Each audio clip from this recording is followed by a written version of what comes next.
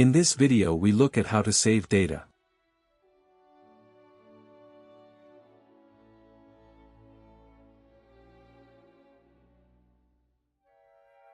For this purpose, let's look at this circuit. As you can easily see, the two NANDs influence each other here. Here we consider the initial state to be when both inputs are set to 1.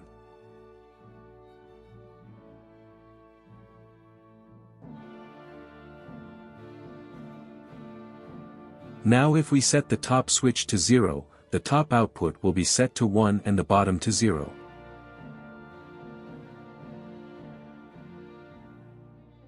If we now reset to 1 and 1, the value is retained.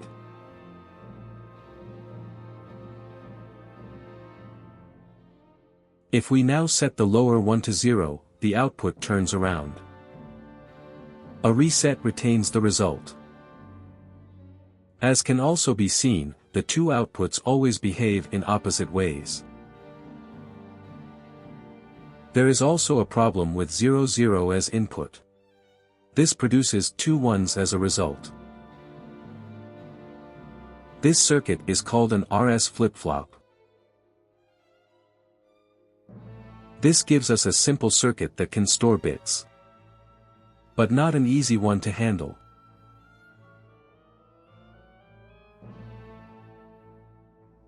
Now we expand the circuit so that we get a data input and a switching input.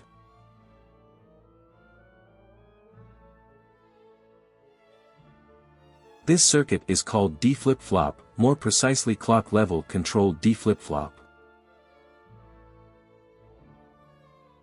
There are other types of flip-flops.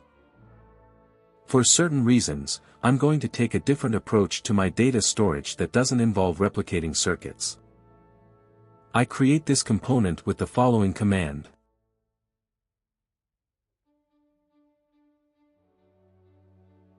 Here is the code for it.